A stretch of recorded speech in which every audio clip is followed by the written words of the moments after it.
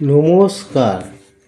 হাটখোলা, চন্দ্রনগর, হুগলি জেলা নিবাসী শ্রী রঞ্জিত প্রসাদ ঘোষ প্রণীত দয়াময়ী মায়ের জীবনী থেকে পাওয়া যায় যে সীমার ৮ বৎসর বয়সে তার পিতৃবিয়োগ হয়।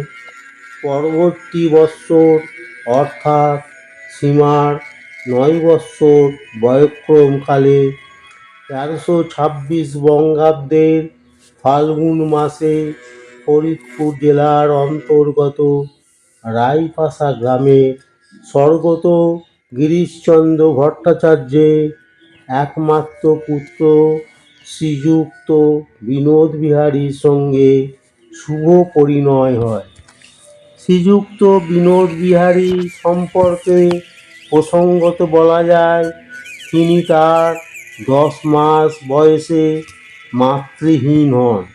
অতঃপর পিতামহী কর্তৃক লালিত পালিত হন। ৭ বৎসর বয়সে পিতামহী পরলোক গমন করলে তিনি ঢাকায় তার পিসিমাতার সংসারে চলে আসেন।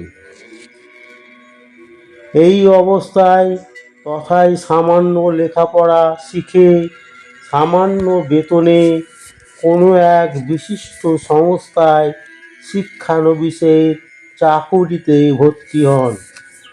সাংসারিক অভিজ্ঞতা তার বিন্দুমাত্র ছিল না। ১০ টাকা উপার্জন করে ১৫ টাকার বিস্কুট ইত্যাদি খেয়ে ফেলতেন। সীমার বিবাহের ২ বৎসর পর শ্রীযুক্ত বিনোদ বিহারী প্রাক্তন পূর্ববঙ্গ রেলওয়েতে চাকরি গ্রহণ করেন এবং ঢাকাতেই চাকরিরত নিযুক্ত হন। দেশ বিভাগের পরিণতিতে ১৯৪৮ খ্রিস্টাব্দে তিনি আসামের পাণ্ডু শহরে বদলি হন এবং সীমা ও তার শিশু সন্তানবর্গসহ সেখানে চলে আসেন। পরে ১৯৫১ খ্রিস্টাব্দের সেপ্টেম্বর মাসে সীমা হুগলির ভদ্রেশ্বরে জমি সংগ্রহ করে বর্তমান কুঠিরে বসবাস আরম্ভ করেন। শ্রীযুক্ত বিনোদ বিহারী প্রায় ১৫ বৎসর যাবৎ হাঁপানি রোগে ভুগছিলেন। ১৩৭১ সালে ১৫ই ভাদ্র কর্মরত অবস্থায় পাণ্ডুতেই হঠাৎ পরলোক গমন করেন।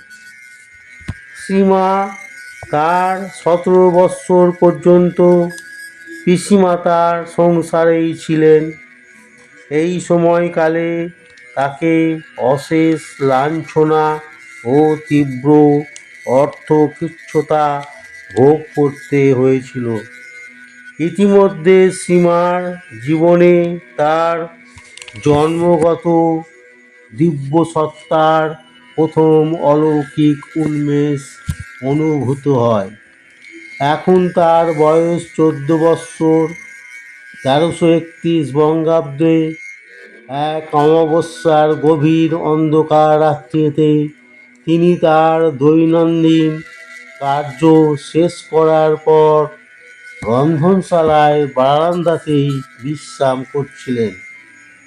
এমন সময় হঠাৎ তিনি লক্ষ্য করলেন তার সম্মুখে জ্যোতির্ময় একখানি থালি এবং উহাতে স্বর্ণাক্ষরে এক বীজমন্ত্র লেখা আছে। সীমা সঙ্গে সঙ্গে বীজমন্ত্রটি শিখে ফেললেন এবং অচৈতন্য হয়ে পড়লেন। সারা রাত এই অবস্থায় থাকার পর বাহ্যজ্ঞান ফিরে এলো। বাহ্যজ্ঞান লাভের পর সীমার মনে হলো গর্ভধারিণী যেন বলছেন, এই তোর দীক্ষা হয়ে গেল, এই দীক্ষার কথা কাউকে বলবি না। এই সাবধান বাণী সীমা সময়ে সময়ে প্রায় শুনতে পেতেন। সীমার জীবন কাহিনী প্রকাশ ক্রমশ চলবে। পরবর্তী জীবন কাহিনী জানতে ইউটিউব চ্যানেলটিকে সাবস্ক্রাইব, লাইক ও শেয়ার করুন। ধন্যবাদ।